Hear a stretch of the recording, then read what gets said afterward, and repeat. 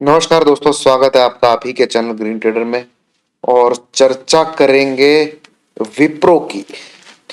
विप्रो के बारे में बहुत लोग पूछ रहे हैं, मैसेज भी कर रखे हैं, क्योंकि विप्रो में लोग जो है फंस गए हैं।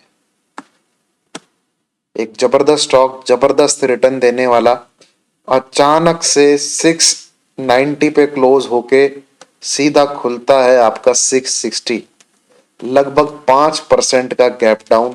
रिजल्ट आने के बाद वहां पे भी रुकावट नहीं रुकती है, अगले दिन फिर 3% का gap down, sorry gap down नहीं, गिरावट होती है, जिसमें स्टॉक आगे रुक जाता है 640 पे। तो अब इसमें आगे क्या हो सकता है, तो दोस्तों इसकी चर्चा करते हैं, इसका टेक्निकल एनालिसिस करते हैं।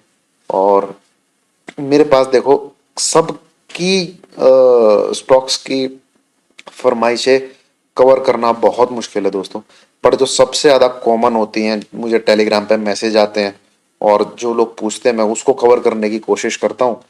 तो विप्रो के लिए बहुत लोगों ने पूछा हुआ है, तो विप्रो को देखते हैं एक बार, विप्रो में क्या हो रखा है, क्या आगे रह सकता है।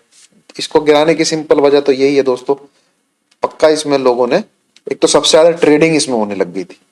विप्रो में बहुत जबरदस्त ट्रेडिंग होने लगी थी, वॉल्यूम इसके इतने बढ़ चुके हैं पिछले 2 से 3 महीने में, 2 से 3 महीने में क्या, पिछले 5 6 महीने में एक ट्रेडिंग करने वाला स्टॉक हो गया था, और जिसको ऑपरेटर ने खूब नचाया भी।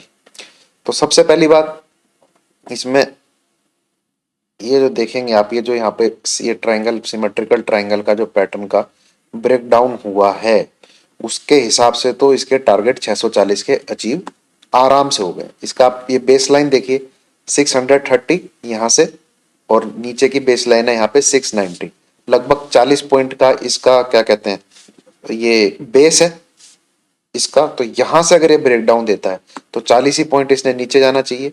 तो 680-85 से इसका ब्रेक डाउन आया, वहां से सीधा इसने टारगेट दे दिया 640 का। अब ये यहाँ पे जहां पे आके रुक गया, हम इसका टेक्निकल एनालिसिस यहाँ से शुरू करते हैं। तो थोड़ा सा अगर मैं पीछे का चार्ट खोलूं, आपको एक चीज दिखाऊं, तो ये एक इसका सपोर्ट जोन है, ये आपको दिख रहा होगा। यहां से इसने हमेशा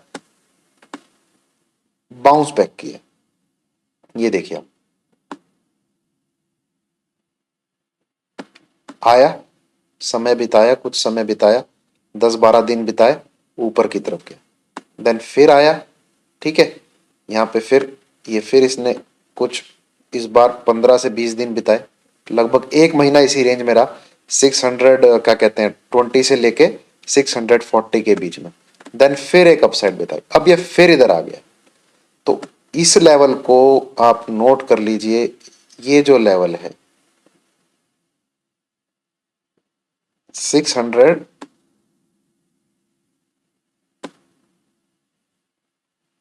से लेके, और ये रेंज थोड़ी बड़ी करनी पड़ेगी भाई, करेक्ट, 630 से लेके 650, 630 से लेके 650, ये इसके बीच में रहता है। तो ना तो ये ऊपर है ना ये नीचे है, ये कंसोलिडेशन फेज में, जो कि ये आप देख रहे हैं यहां पे पहले भी कंसोलिडेट कर चुका है, ठीक है। बताऊंगा दोस्तों मुझे भी क्या लगता है कि कंसोलिडेट करके ऊपर जाएगा नीचे जाएगा, सब चीजें शेयर करूंगा। थोड़ा सा सब्र रखिए और टेक्निकल करके एक एक चीजों को पकड़ने दीजिए। यहां पे आप देखेंगे ये बेयरिश क्रॉसओवर ऑलरेडी हो चुका है 10 और 20 ईएमए, ऑलरेडी 10 और 20 ईएमए का क्रॉसओवर हो चुका है। और फर्क क्या है, इस बार जब एक कंसोलिडेशन रेंज में आया है, इससे पहले जब भी ये इस कंसोलिडेशन रेंज में आया है तो 100 ईएमए के ऊपर रहा, एक बार 50 ईएमए का सपोर्ट लेके चला गया, यहां पे 100 ईएमए का सपोर्ट लेके चला गया, इस बार पर नीचे आ गया है। तो अब ये इस लाइन को छुएगा, जो कि मुझे लगता है 200 ईएमए, इस लाइन को छुएगा। बट इसके लिए इसको जब ये ब्रेक डाउन देगा, ब्रेक डाउन दे देगा, तो इसको सेल कहां से करना है, इसको सेल आपको तभी करना है जब कोई भी डेली क्लोजिंग इसकी 630 के नीचे आ जाए, तब आप इसको सेल कीजिए, वहां से एसएल लगाइए 640 का, और आपका टारगेट होने चाहिए नीचे के सबसे पहला टारगेट 615, दूसरा टारगेट 605। ये तो इमीडिएट बेसिस पे दिख जाने चाहिए, 630 की नीचे की क्लोजिंग आती है। 615, देन 605 और उसके बाद 585 भी आ सकता है। वो क्यों आ सकता है उसकी भी चर्चा मैं धीरे से आपके साथ करता हूं। इसका आप लगाइए वीकली चार्ट। ये देखिए वीकली चार्ट हुआ क्या है, पिछले ही वीक में 10-20 ईएमए दोनों को तोड़ते हुए नीचे की तरफ क्लोजिंग दी है इसने, दोनों को तोड़ते हुए नीचे की तरफ क्लोजिंग दी है। तो इस वाले वीक में हो सकता है कंसोलिडेट करेगी, काफी चांसेस है। इतनी जल्दी नहीं टूटेगा, मंडे ट्यूसडे अच्छा खासा इसी के अंदर रहेगा। उसके बाद आपने ये जोन लगाना है जो मैंने यहां लगा रखा है, चार्ट खोल के रखिए। ये इसके नीचे की तरफ आता है तो ये 580 85 तक भी आ सकता है अपने वीकली 50 ईएमए को रिटेस्ट करने के लिए। It is very much possible. काफी देखिए ये 2020 में जून में इसने इसको रिटेस्ट किया था, 2020 में लगभग 18 महीने हो चुके हैं। तो अगर ये इस लेवल के नीचे जाता है, ये लेवल आपका 615 के भी नीचे क्लोजिंग, वीकली क्लोजिंग 615 के नीचे भी आ जाती है, तो ये बहुत चांसेस है यहाँ पे इसको छूने के लिए इस बार आएगा। आप देखेंगे इसने जब भी क्लोजिंग दी है, कोई भी 20 एमए के नीचे क्लोजिंग दी नहीं है वीकली चार्ट पे, ये देखिए कोई भी नहीं है। यहाँ पे आप नजर मार लीजिए, यहाँ भी 10 ईएमए है, ठीक है, यहाँ भी 10 ईएमए है। यहाँ पे जरूर दी थी बट अगले ही वीक में ऊपर घुस गया।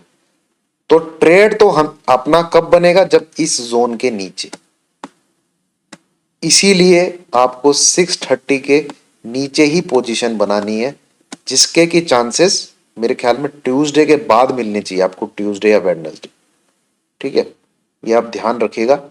और अगर इसका ये क्या कहते हैं सपोर्ट लेता है, अगेन ऊपर की तरफ चाल रखता है, तो 650 650 इसके ऊपर निकलने पे बाई कीजिएगा, इससे पहले बाई कर मत लीजिएगा। तो ये तो दोस्तों विप्रो का analysis, technical analysis. I hope काफी लोगों को समझ आया होगा। मुझे लगता है कि ये जोन टूटेगा, अगर नहीं टूटेगा तो फिर बहुत लंबा कंसोलिडेशन होगा इधर, पूरा जैन और आधा फैब भी निकल सकता है इस जोन में अगर नहीं टूटता है तो। ये चीज आप ध्यान में रखिएगा। मेरा व्यू विप्रो में बियरिश ही, मतलब तेजी का नहीं है। अगर आप बियरिश को हटाना चाहें, क्योंकि काफी बियरिश बोलते लोगों को दुख हो जाता है, बियरिश नहीं हूं मैं। 630 टूटा तो जरूर मैं बियरिश हूं, 630 नहीं टूटा तो ये करेगा कंसोलिडेट, इस जोन में ये करेगा कंसोलिडेट जैसे यहां करता है।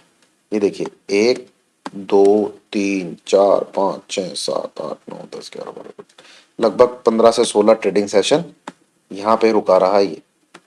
तो ऐसे ही कुछ कंसोलिडेशन होगा, ठीक है, पर इस बार इसका हो सकता है ब्रेकडाउन। तो उस चीज के लिए तैयार रहिएगा। लेवल 630 ही है, जिसके नीचे क्लोज हो आपको कंफर्म हो जाएगा। चलिए दोस्तों, थैंक यू वेरी मच। नजर बना के रखिएगा, विप्रो एक अच्छा ट्रेड हो सकता है। और भैया आईटी सेक्टर में मैं थोड़ा सा 5-6 महीने के लिए प्रॉफिट बुकिंग करने की ही सलाह दे रहा हूं सबको। ठीक है, थैंक यू वेरी मच।